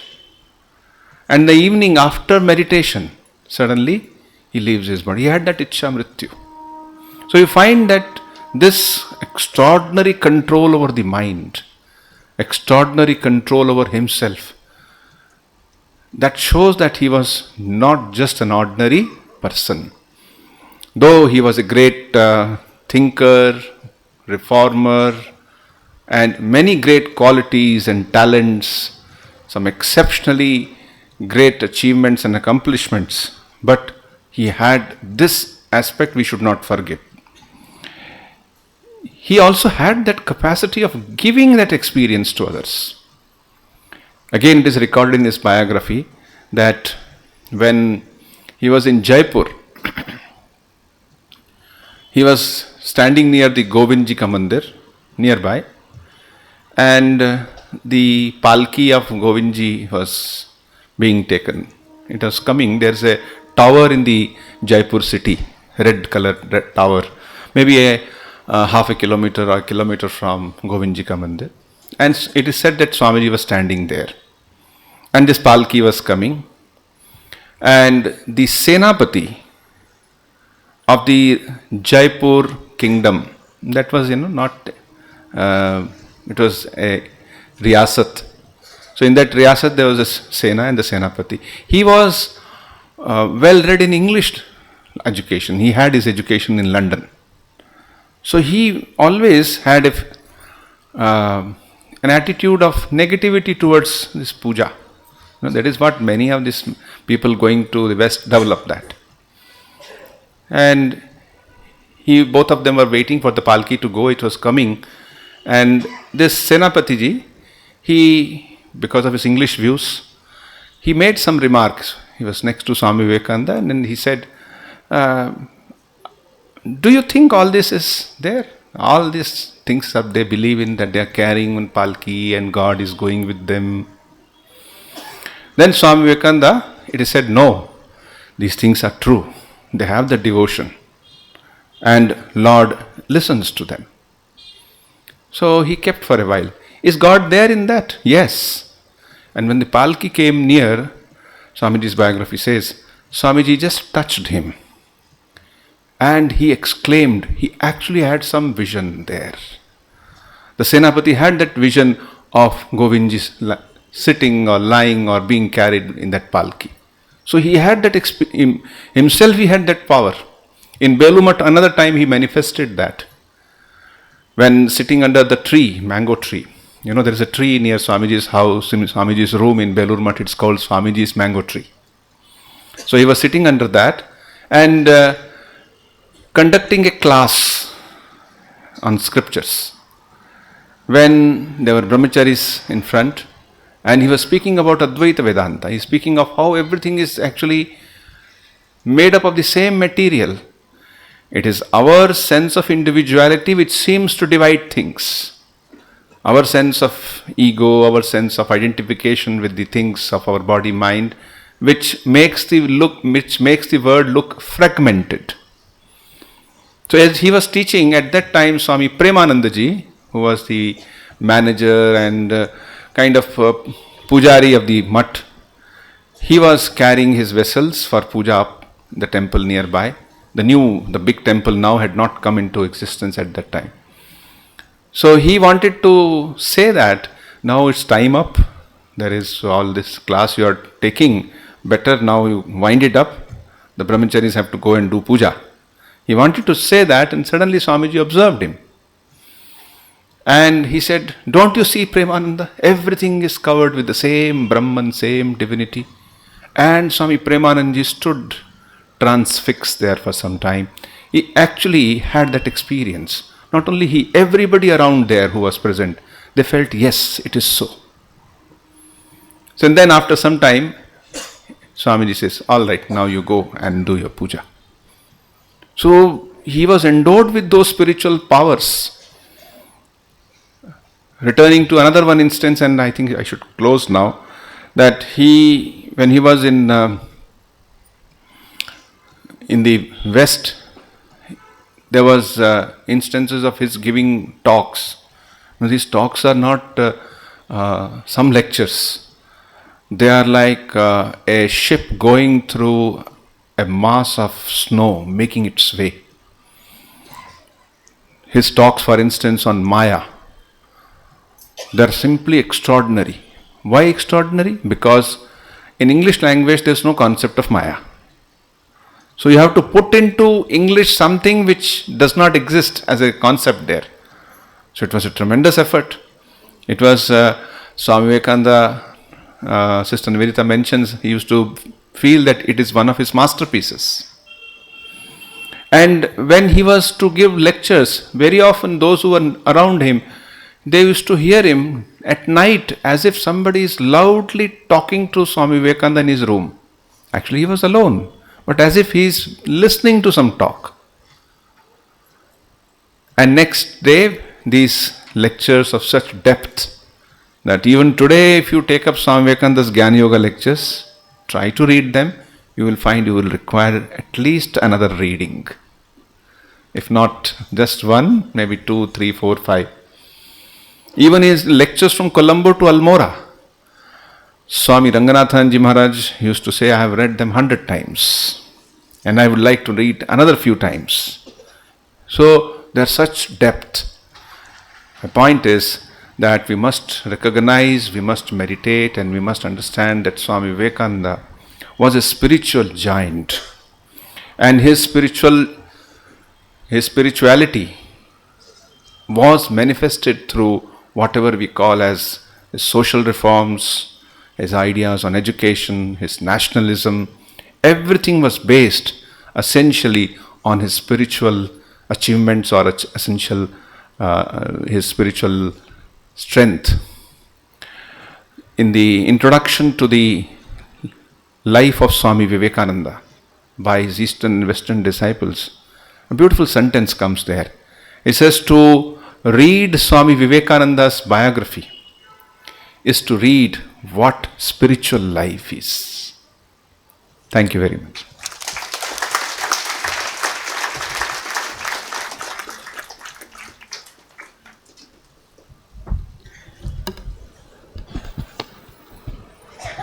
बहुत ही मौलिक प्रसंग, मौलिक उद्गार श्रद्धेय स्वामी आत्मश्रद्धानंद जी ने हमारे सामने रखे। अगले वक्ता के रूप में मैं श्रद्धेय स्वामी नित्यज्ञानानंद जी महाराज से अनुरोध करता हूं कि वे कृपया हमें संबोधित करें। श्रद्धेय स्वामी नित्यज्ञानानंद महाराज।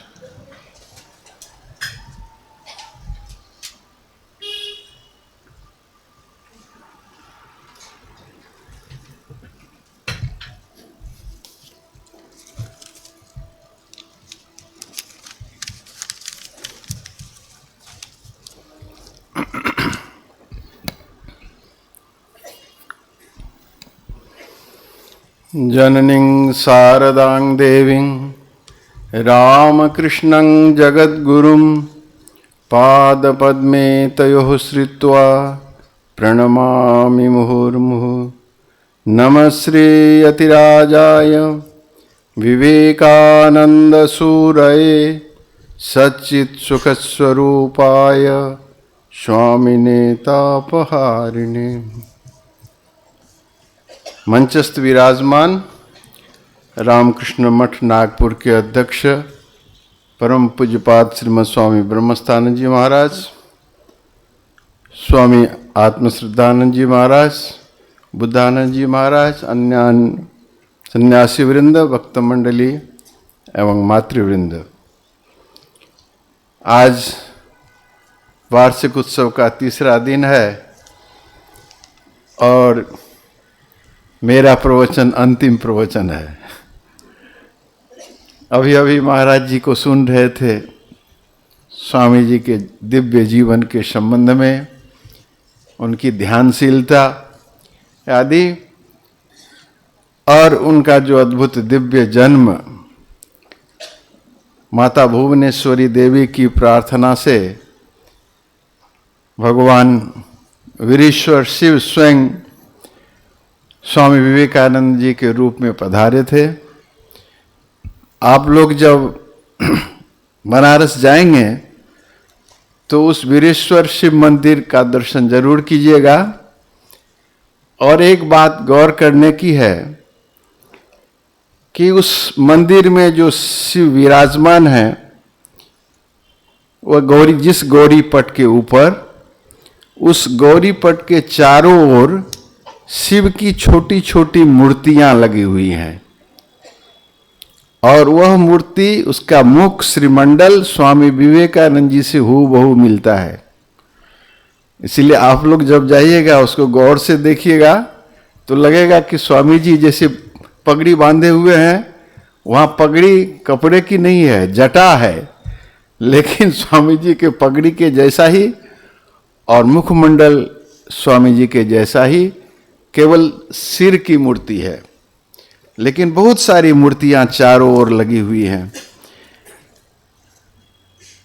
शिवावतार स्वामी विवेकानंद जब समुद्र मंथन हुआ था तो विषपान करके संपूर्ण विश्व की रक्षा करने वाले थे शिव ही।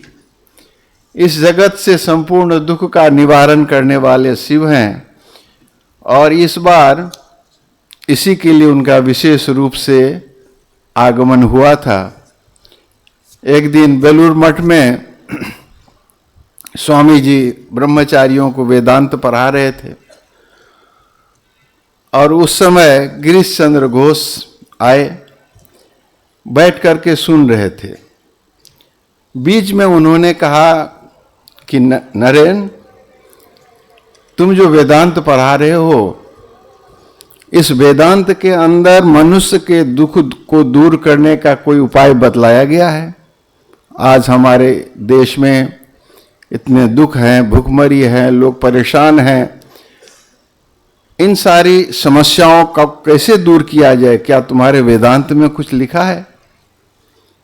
जैसे ही स्वामी जी इन दुख की बातों को सुनते हैं, गंभीर हो जाते हैं और उनकी आंखों से अश्रु निकल पड़ते हैं।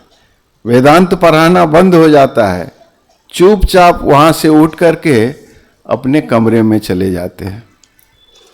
फिर गिरीश चंद्र घोष स्वामी जी के शिष्य थे, शरद चंद्र चक्रवर्ती, वहां उनसे कहते हैं कि देखो, मैं तुम्हारे स्वामी जी को इसीलिए नहीं मानता हूं कि वह बहुत बड़ा विद्वान है, विश्व विजयी है, बल्कि उसको इसीलिए मानता हूं कि उसका बड़ा हृदय है। देखा तुमने, जैसे ही मैंने दुख की बात उठाई वह सहन नहीं कर सका और यहां से उठ करके चला गया। तो स्वामी जी सबके दुख को हृदय से अनुभव करते थे। जब छोटे थे तो उनके पिताजी दानी थे, बहुत बड़े दानी, जिसको जो चाहिए अर्थ की सहायता करते थे, यहां तक कि नशाखोर को भी सहायता करते थे। एक दिन स्वामी जी ने इसका प्रतिकार किया, कहा कि आप देखिए, अयोग्य पात्र को आप दान दे रहे हैं, यह तो नशाखोर है, इसको क्यों दे रहे हैं पैसे? तो उनके पिताजी ने कहा था कि जीवन में कितना दुख है तुम अभी समझ नहीं सकते हो, जब तुम समझने के लायक हो जाओगे तब अपने जीवन के अति दुख को थोड़ी देर के भूलने के लिए भी ये लोग जो नशा करते हैं उस पर तुमको दया आएगी। और जब स्वामी जी श्री रामकृष्ण देव के पास आते हैं दक्षिणेश्वर में, तो पहली मुलाकात में श्री रामकृष्ण देव क्या कहते हैं? तुम नर ऋषि नारायण हो, जीवों की दुर्गति दूर करने के लिए इस धराधाम पर अवतीर्ण हुए हो।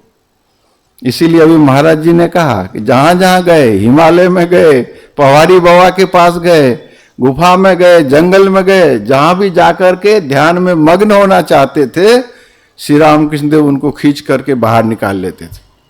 मां का कार्य करना है, ध्यान में मग्न नहीं रह पाते थे, पेट खराब हो जाता था, फिर हिमालय से नीचे उतरना है। और उसके बाद उन्होंने संकल्प लिया, संपूर्ण भारतवर्ष का उन्होंने परिभ्रमण किया। इस परिभ्रमण का एक विशेष उद्देश्य था, मानो श्री रामकृष्ण देव दिखाना चाहते थे कि भारतवर्ष के लोग कितने दुख में हैं। अपनी आंखों से स्वामी जी पराधीन भारतवर्ष, अंग्रेजों की गुलाम था भारतवर्ष, इस गुलामी के जंजीर में बंधा हुआ भारतवर्ष, उस समय भारतवर्ष की क्या अवस्था थी भारतवासियों की, अपनी आंखों से स्वामी जी देखते हैं, हिमालय से लेकर कन्याकुमारी तक, और देख करके व्यथित होते हैं। अंत में माता कन्याकुमारी के मंदिर में प्रवेश करते हैं, और प्रवेश करने के समय अब जो उनको समाधि में डूबे रहने की इच्छा थी, बारंबार प्रयास करते थे, वह इच्छा सदा के लिए चली जाती है। माता कन्याकुमारी के मंदिर में स्वामी जी प्रवेश करके मां के सामने साष्टांग प्रणाम करते हैं, और प्रणाम करके प्रार्थना करते हैं कि मुझे समाधि नहीं चाहिए। परिवर्तन आता है, एक विशाल परिवर्तन। जो सदा समाधि में डूबे रहना चाहते हैं ध्यान में, वो खुद कह रहे हैं मुझे समाधि नहीं चाहिए, तेरे और तेरे संतानों की सेवा जिस तरह करूं उसके लिए शक्ति, सामर्थ्य और आशीर्वाद दो। यह प्रार्थना करते हैं स्वामी जी माता कन्याकुमारी के मंदिर में। फिर जो शिलाखंड रॉक मेमोरियल अभी मंदिर है स्वामी जी का, वहां पर जाकर के 3 दिनों तक ध्यान करते हैं। महाराज जी ने भी बताया। उसके पश्चात विदेश जाने का संकल्प लेते हैं। माउंट आबू रोड पर स्वामी तुरानंद जी से मुलाकात होती है। उनके अंदर जो यह बड़ा परिवर्तन हुआ है, उस परिवर्तन के बारे में तुरानंद जी को बताते हैं कि हरि भाई, मैं तेरे तथाकथित धर्म को नहीं समझता हूं, लेकिन मेरे अंदर तीव्र दुख बोध का जन्म हो चुका है। मैं अब दूसरों की पीड़ा में पीड़ा का अनुभव करना सीख गया हूं। यह फीलिंग, दूसरों के दुख का जो फीलिंग अनुभव है स्वामी जी, उसके बारे में बताते हैं कि दूसरों की पीड़ा में पीड़ा का अनुभव करना सीख गया हूं। जब विदेश जाते हैं स्वामी जी, तो स्वामी जी अपनी यही मनस्थिति लेकर के जाते हैं। दुख बोध उनके हृदय के अंदर है भारतवासियों के लिए, और यह दुख बोध, और इतना कहते कहते स्वामी जी अधिक नहीं बोल पाए थे, उनकी दोनों आंखों से अश्रुधारा। तो यह हृदय में दुख बोध और आंखों में अश्रुधारा, आप सोच लीजिए स्वामी विवेकानंद जी यही लेकर गए थे विदेश में। इसीलिए विदेश में जब अपार सफलता उन्हें प्राप्त होती है शिकागो धर्म महासम्मेलन में, तो उन्हें बड़े बड़े धनिकों के यहाँ ठहरने की व्यवस्था होती है। सब आमंत्रित करते हैं, मेरे घर आइए, मेरे घर आइए। ठहरने की व्यवस्था होती है, अच्छा वस्त्र, अच्छा बिस्तर, सारी सुविधाएं, खाने पीने रहने की सारी सुविधाएं हैं। लेकिन रात में क्या होता है, जैसे ही बिस्तर पर स्वामी जी जाते हैं, वह बिस्तर स्वामी जी को काटने लगता है। स्वामी जी को अपने देशवासियों की याद आती है कि मेरे देशवासी किस तरह अनाहार, अनावृत होकर, अनाश्रित होकर के जीवन बिता रहे हैं, भूमि पर शयन कर रहे हैं भूखे, और मैं इस विलास बहुल भवन के अंदर ऐसे बिस्तर पर सोऊंगा, यह मुझसे संभव नहीं है। बिस्तर से स्वामी जी नीचे उतर जाते हैं, भूमि पर शयन करते हैं और रोने लगते हैं। अपने देशवासियों की स्थिति को याद करके रोने लगते हैं। सरला घोषाल को स्वामी जी ने एक पत्र में बताया है कि यूरोप के इन विलासिता को देख करके मुझे अपने देशवासियों की बात याद आती थी और मैं आंसू बहाया करता था। ये आंसू बहाते थे स्वामी जी। इसी तरह 4 वर्षों तक स्वामी जी विदेश में रहे, लेकिन सदा सर्वदा भारतवर्ष का ही चिंतन, भारतवर्ष का ही ध्यान, भारतवर्ष का ही स्मरण मनन करते रहे। 4 वर्षों के बाद जब स्वामी जी भारतवर्ष लौटने लगे तो एक अंग्रेज सज्जन ने उनसे पूछा कि स्वामी जी 4 वर्षों तक आप इस विलास बहुल ऐश्वर्यशाली भोगशाली पाश्चात्य देश में रहने के पश्चात अब स्वदेश लौट रहे हैं, अब आपकी जो मातृभूमि है आपको कैसी लगेगी? उसने सोचा था कोई दरिद्र भारतवर्ष और यहां तो संपन्न देश है, इसीलिए उन्होंने स्वामी जी से बात पूछी थी। स्वामी जी ने कहा कि जब मैं पाश्चात्य देश आया था तो भारतवर्ष से प्रेम करता था, और इन 4 वर्षों तक यहां पाश्चात्य देश में रहने के पश्चात जब भारतवर्ष लौट रहा हूं तो भारतवर्ष के धूलि कण तक मेरे लिए पावन है, वहां की वायु पवित्र है, भारतवर्ष धर्म भूमि है, तीर्थ क्षेत्र है। यह उत्तर स्वामी जी देते हैं और वहां से भारतवर्ष लौटते हैं। अल्मोड़ा, पूरे संपूर्ण भारतवर्ष का कोलंबो से लेकर के अल्मोड़ा तक जाते हैं, भारतवासियों को जागृत करते हैं। वहां पर अपने आदर्श की बात याद दिलाते हैं भारतवासियों को, तुम्हारा प्राचीन आदर्श क्या है? त्याग और सेवा का आदर्श। इस आदर्श पर ही भारतवासियों को चलना चाहिए। इन्हीं आदर्श की बात याद दिलाते हैं और फिर बेलूर मठ लौटते हैं। कुछ दिन बेलूर मठ रहने के पश्चात दार्जिलिंग वगैरह भी जाते हैं। तो दार्जिलिंग पहाड़ पर जब जाते हैं स्वामी जी, तो वहां एक दिन देखते हैं एक पहाड़ी भुटिया बूढ़ी है और अपने सर पर लकड़ी की एक गठरी उठा करके चल रही है। चल नहीं पा रही है, लेकिन फिर भी उस गठरी को ले जाना है, लेकर के जा रही है। जाते जाते बुढ़िया अचानक गिर पड़ती है, उसके पंजर में भारी चोट आती है। स्वामी जी देख रहे थे, जैसे बुढ़िया गिर करके उसके पंजर में चोट आती है, स्वामी जी कराह उठते हैं।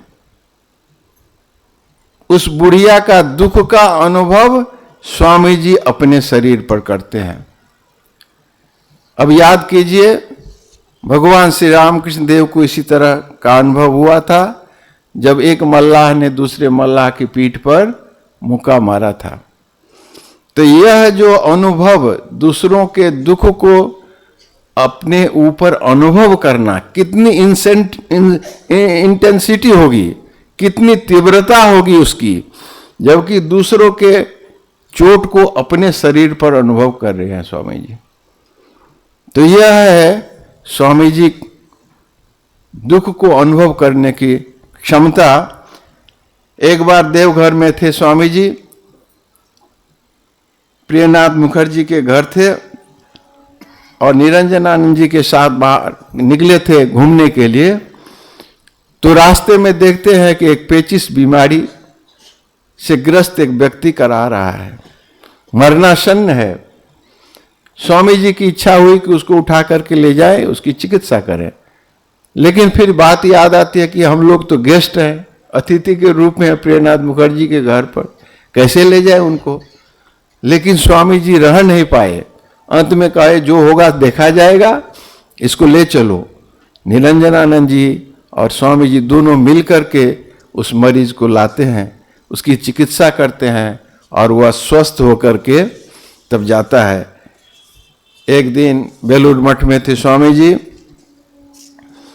हितवादी पत्रिका के संपादक और एक दो लोगों को साथ में लेकर के स्वामी जी से मिलने आते हैं। उनकी इच्छा थी कि धर्म के संबंध में स्वामी जी से चर्चा करें, लेकिन स्वामी जी धर्म के बारे में उनसे कोई चर्चा नहीं की, बल्कि देश में जो भुखमरी है, अन्न का अभाव है, देश की जो समस्या है, इसके बारे में ही बताते रहे। अंत में जब वे लोग जाने लगे तो आक्षेप करके कहते हैं कि हम लोग तो आए थे बड़ी आशा लेकर के कि आपसे धर्म के बारे में चर्चा करेंगे, लेकिन वह तो संभव नहीं हो सका। यह सुनकर स्वामी जी ने कहा कि जब तक इस देश में एक कुत्ता भी भूखा रहेगा तब तक हमारा धर्म है उस कुत्ते को खिलाना, बाकी सब अधर्म है। तो अपने देश के वासियों की चिंता करनी है, केवल मनुष्य नहीं पशु तक। स्वामी जी कहते हैं जब तक एक कुत्ता भी भूखा रहेगा हमारा धर्म है उसको खाना दिलाना। इसीलिए स्वामी जी कहा करते थे कि जो धर्म अनाथ के मुंह में रोटी का एक टुकड़ा नहीं डाल सकता, विधवा के अश्रु को नहीं पोंछ सकता, मैं उस धर्म में विश्वास नहीं करता हूं। इसलिए आत्मनो मोक्षार्थम जगत हिताय च, उन्होंने रामकृष्ण मिशन की प्रतिष्ठा की जगत हिताय च। केवल आत्मनो मोक्षार्थम नहीं है, जगत हिताय च, जगत के कल्याण के लिए। एक दिन आधी रात को स्वामी जी बेलूर मठ में अपने कमरे में थे, गंगा के किनारे उनका कमरा है। तो आधी रात में उन्हें एक पुकार सुनाई देती, चीख सुनाई दी कि मां गंगे मेरी रक्षा करो। स्वामी जी देखते हैं खिड़की खोल करके बाहर गंगा के वक्ष पर एक व्यक्ति बहता चला जा रहा है, डूबने वाला है। स्वामी जी जोर से बोलते हैं, जो कोई भी उसे बचाएगा उसकी मुक्ति अभी प्राप्त होगी। फिर एक व्यक्ति निकलता है, गंगा में कूद जाता है उसको बचाने के लिए, लेकिन वह व्यक्ति बह करके बहुत दूर चला जाता है, बचा नहीं पाता है। स्वामी जी बड़े व्यथित होते हैं। यह है तीव्र दुख बोध, राहत। उसी समय प्लेग राहत का कार्य स्वामी जी करते हैं, और यहां तक कि कहते हैं कि बेलूर मठ बेच डालूंगा, बेलूर मठ की जरूरत नहीं है, लोगों के दुख को दूर करने की आवश्यकता है, उसके लिए बेलूर मठ को बेच डालूंगा। लेकिन मां ने मना किया, कहा कि एक ही राहत कार्य में बेलूर मठ समाप्त नहीं होने वाला है, भविष्य में कितने राहत कार्य बेलूर मठ के द्वारा होगा, इसीलिए बेचने नहीं देती है। लेकिन स्वामी जी के मन को देखिए कि दूसरों के दुख को दूर करने के लिए कुछ भी कर सकते हैं। इतना परिश्रम, इतनी तपस्या के बाद बेलूर मठ की जमीन मिली थी, लेकिन उसको बेच डालना चाहते हैं थे। एक दिन बलराम मंदिर में स्वामी जी थे, बरामदा पर टहल रहे थे और रेलिंग के किनारे खड़े होकर के गा रहे थे। तुरानंद जी महाराज भी यहीं थे। उन्होंने देखा कि दर्द न जाने कोई, घायल की गति घायल जाने और न जाने कोई। तो यह स्वामी जी के अंदर जो दर्द था, दूसरों के प्रति जो सहानुभूति थी, यह सदा सर्वदा अनुभव करते रहते थे। केवल भारतवर्ष ही नहीं, संपूर्ण मानव जाति के दुख के प्रति सहानुभूति थी उनकी। एक बार जब मिस्र देश में गए थे, वहां के कैरो शहर में, तो घूमते घूमते अचानक पतित रमणियों जहां रहती थी वहां चले जाते हैं। सब लोग बाद में पता चलता है कि यहाँ पहुंच गए, स्वामी जी को वहां से ले जाने के लिए उद्यत होते हैं, लेकिन स्वामी जी जाकर के वहां निस्पंद खड़े हो जाते हैं। उनकी अवस्था को देख करके उनके आंखों से अश्रुधारा निकलती है, कैसी अवस्था है।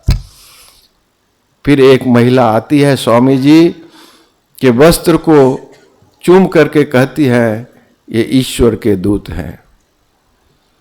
और एक दिन बेलूर मठ में ही स्वामी जी हैं, आधी रात है, उठ जाते हैं और बरामदे पर टहलने लगते हैं। स्वामी विवेकानंद जी महाराज देखते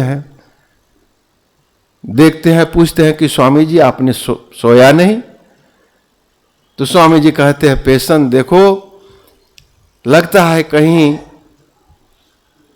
कुछ हुआ है और बहुत लोग कष्ट में हैं। उस कष्ट का अनुभव करके मेरी नींद खुल गई, इसलिए व्याकुल होकर, बेचैन होकर के मैं बरामदे पर टहल रहा हूं। अगले दिन पत्र में आता है, समाचार पत्र में, कि फिजी के द्वीप के पास अग्निकांड में ठीक उसी समय बहुत लोग मारे गए थे। तो उनकी संवेदना केवल भारतवासियों के लिए नहीं थी, संपूर्ण मानवता के लिए, सबको। केवल थे, स्वामी जी कहते थे, केवल मैं भारतवासियों के लिए नहीं आया हूं, संपूर्ण विश्व का अधिकार मेरे ऊपर है। तो यह है स्वामी जी की संवेदना। अंतिम समय में बेलूर मठ में, वहां संताल आदिवासी लोग कार्य करते थे बेलूर मठ में। एक दिन स्वामी जी सबको आमंत्रित करते हैं, भोजन कराते हैं।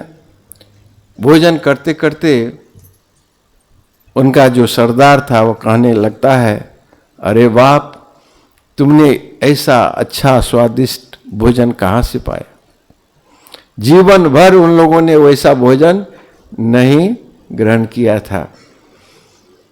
स्वामी जी खुद परोस रहे हैं, खिला रहे हैं। जब वह ऐसा बोलता है, स्वामी जी की आंखों में आंसू आ जाते हैं। पास में साधु ब्रह्मचारी खड़े थे, उनसे स्वामी जी कहते हैं कि देखो, यदि तुम इन लोगों के दुख को दूर कर सको तो मैं समझूंगा तुम्हारा संन्यास लेना सफल और सार्थक है।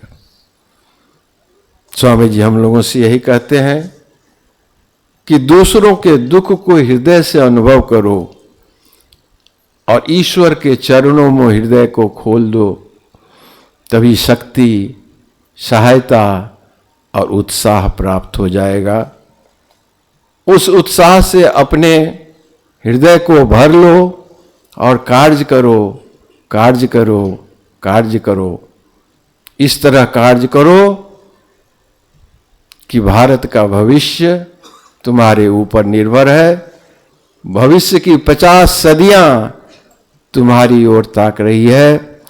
मैं अपने दिव्य चक्षु से देख रहा हूं कि तुम पूर्व काल में ऋषि थे, अब केवल भेष बदल करके आए हो।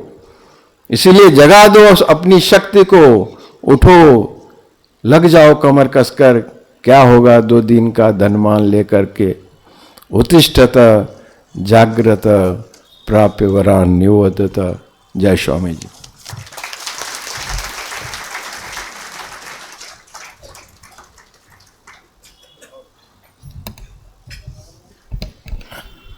बल और निर्भयता का संदेश देने वाले स्वामी जी, इनके बारे में हम हमेशा सुनते रहते हैं। आज एक करुणामूर्ति स्वामी विवेकानंद, ये पहलू श्रद्धेय स्वामी नित्यानंद जी ने हमारे सन्मुख रखा। मैं सभी भक्तों की ओर से महाराज का धन्यवाद ज्ञापन करता हूँ, उनके चरणों में प्रणाम निवेदित करता हूँ। भगवान श्री रामकृष्ण देव का ये जयंती महोत्सव अपने नागपुर मठ में लगभग 5 दिवस में मनाया जाता है। प्रथम दिन में हमने कीर्तन सुना, उसके बाद 3 दिन एक आध्यात्मिक शिविर संपन्न हुआ। तीनों दिन शाम को ये सार्वजनिक सभा का आयोजन किया गया हुआ है। और कल वैसे महोत्सव का आखिरी दिन है, पंचम दिन, उसमें सुबह है नारायण पूजा। ये जो स्वामी जी ने विशेष रूप से प्रवर्तित किया है, वो नारायण सेवा का आयोजन सुबह 11 बजे मठ में उसका आयोजन किया गया है। और उसी के साथ साथ शाम को हमने एक विशेष प्रोग्राम का आयोजन किया है। ये जो रामकृष्ण भावांदोलन है, उसकी एक विधिवत स्थापना स्वामी विवेकानंद जी ने 1 मई 1897 में की थी। रामकृष्ण मिशन की जो स्थापना हुई वो 1 मई 1897 में हुई। उसको अभी 125 वर्ष पूर्ण हो गए हैं। तो ये वर्षभर हम विविध कार्यक्रमों का आयोजन कर रहे थे, विविध प्रकाशन उस उपलक्ष्य में हमने किए थे, और उसी की श्रृंखला में कल शाम को आज के ही तरह 6:45 बजे एक विशेष सभा का आयोजन किया गया है, जिसमें मंचस्थ स्वामी जीगण अपने अपने विचार रखेंगे। तो कल के लिए, कल जो सभा होगी उसके लिए भी आप सभी सादर आमंत्रित हैं। इस सभा के धन्यवाद ज्ञापन करने हेतु मैं स्वामी गुणदानंद जी से अनुरोध करता हूँ कि वे कृपया मंच पर आएं। ठीक है। जैसे हमारे वार्षिक महोत्सव की रीत है, पद्धति है कि जो हमारे अतिथि साधु हैं उनको इस सत्र के पश्चात, इस सभा के पश्चात वे व्यासपीठ पे ही रहेंगे और हम एक एक करके हमारा प्रणाम उनको निवेदित कर सकते हैं। उसकी सूचना मैं इस प्रोग्राम के अंत में पुनश्च दूंगा, केवल जानकारी के लिए यह भी बता रहा हूँ।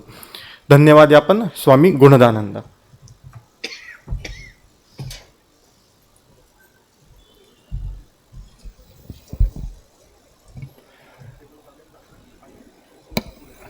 स्वामी विवेकानंद के दिव्य जीवन एवं उपदेश, इस विषय पर तीनों वक्ताओं ने आप सबको संबोधित किया और आप सबका मार्गदर्शन किया। इसके लिए रामकृष्ण मठ नागपुर एवं यहाँ पर उपस्थित श्रोता गणों के द्वारा मैं उनका आभार प्रकट करना चाहूँगा। तीनों प्रबोधनों में हम सबका आध्यात्मिक मार्गदर्शन हुआ और अवश्य ही हम आशा करते हैं कि उनके इन प्रबोधनों से हम आध्यात्मिक रूप से लाभान्वित होंगे। साथ ही रामकृष्ण मठ नागपुर यहाँ पर उपस्थित सभी श्रोताओं के प्रति भी आभार प्रकट करता है कि वे यहाँ पर पधारे और तीनों वक्ताओं के मुखारबिंद से निश्चित मधुर वाणी का उन्होंने पान किया। शांतिपूर्वक मनपूर्वक उन्होंने एकाग्र चित्त से तीनों वक्ताओं के उपदेशों को सुना और अवश्य ही उनके हृदय में भक्ति भाव का उदय होगा, ऐसी हम आशा करते हैं। धन्यवाद।